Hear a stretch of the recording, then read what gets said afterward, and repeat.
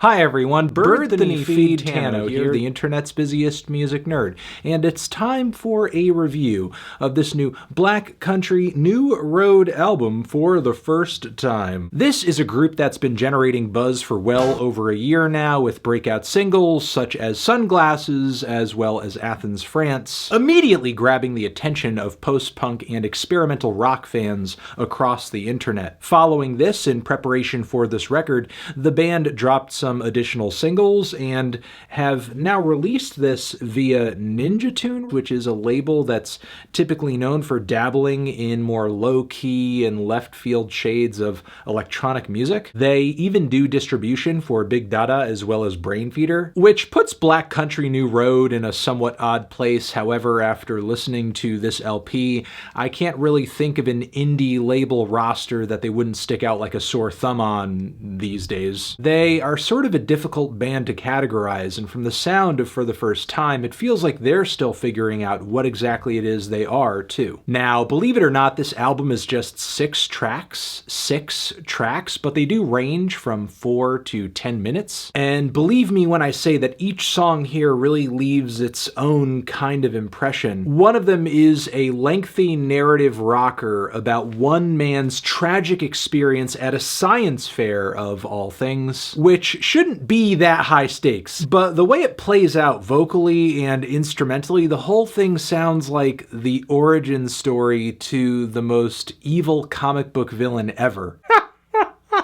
I can imagine this guy coming back to the science fair the next year, having harnessed the power of radiation and melting everyone who was there to witness his devastating embarrassment. Then there's the tense, explosive, and cinematic backdrop to this story, which is mostly based on rock instrumentation, topped with vivid and evocative strings and horns. Really, the horns on this thing sound like they're straight off of the sound stage of a vintage detective film. The linear build of the instrumental is fantastic too. It reaches this crescendo that rivals that of some of what's been on the last several Swans albums. So weird, unique, strange, but absolutely incredible too. And what's even more interesting is there's no other track on the record like it. The song Athens, France, which you should be familiar with at this point if you've heard of the band, we hear a new version of it here now. Sonically, it pretty much remains to be a steady piece of angular math rock that's quite despondent and very similar to the sound of classic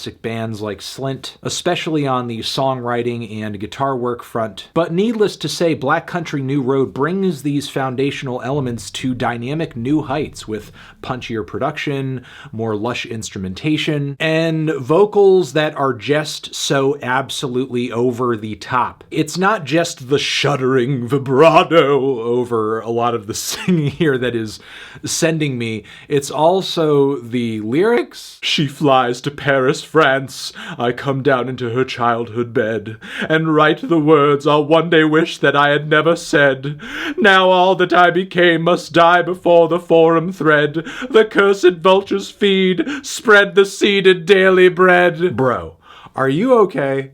Are you okay, dude? Are you all right? Yeah, I'm just in awe of the emotional urgency that the 2 tracks so far that I've described have presented, which, I mean, these 2 songs are pretty separate emotionally in a lot of ways, in my opinion, but the diversity of this record expands even further when you introduce the intro track, which is a non-stop, high-octane klezmer jam, and yes, I said the word klezmer, but the band's take on this sound is so incredibly groovy and sinister. I absolutely love it and can't get enough of it. And while in concept this sounds like it's so vastly far and away from everything else on the LP, the band pretty much sticks to the same instrumental palette here, so there is aesthetically a through line carrying this into all the other tracks here. So it's not that out of place, and even if it was, it's so goddamn fun to listen to. Whenever I put this record on, I have to listen to the intro at least twice. Things go even more grandiose instrumentally on this new version of Sunglasses, where frontman Isaac Wood sounds even closer to having a breakdown of some kind. He describes himself just sitting there watching TV, relaxing,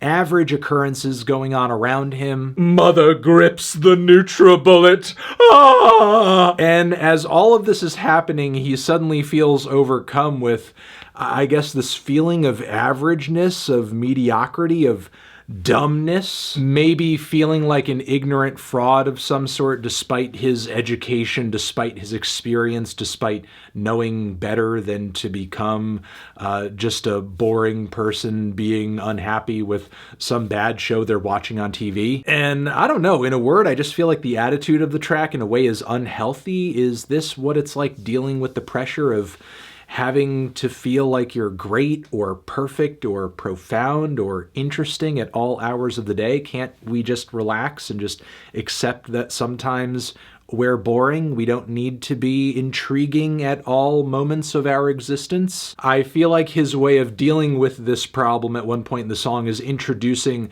this trope of sunglasses, which for a moment seems like to be his ticket to Coolsville. I am modern Scott Walker! However, as the song progresses, the holes are poked in this facade that he's portraying, and that only seems to drive him to even more of an insane place. Track X is one of the few instrumentals on this project I would actually call elegant, enchanting, and lovely. It is a nice change of pace to hear a track where I'm not catching immense amounts of secondhand angst. The song Opus is a grand finale of sorts for the LP. Some of the klezmer vibes of the intro track do return during a few of the more instrumental bits, but now the horns and strings are being backed by some very twangy Slint-inspired guitars, as well as disco drums with a strong emphasis on the upbeat. Then there's the swaying, despondent verses in between the more fiery instrumental passages. The song overall is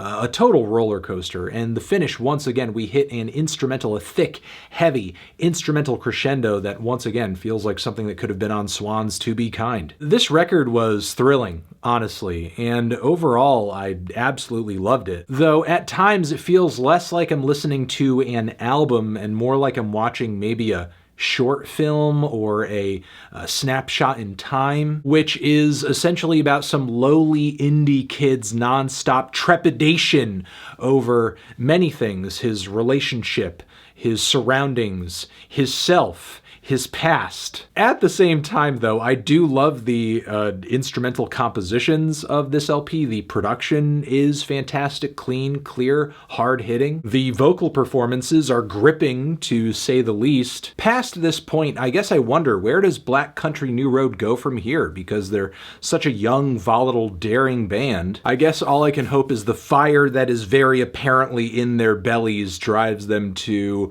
a sophomore record that is just as good, if not better, than this. I'm feeling a decent 2 strong 8 on this one. Transition, have you given this record a listen? Did you love it? Did you hate it? What would you rate it? You're the best, you're the best. What should I review next? Hit the like if you like, please subscribe, and please don't cry. Hit the bell as well over here next to my head. It's another video that you can check out. Hit that up or the link to subscribe to the channel. Anthony Fantano, Black Country, New Road, forever.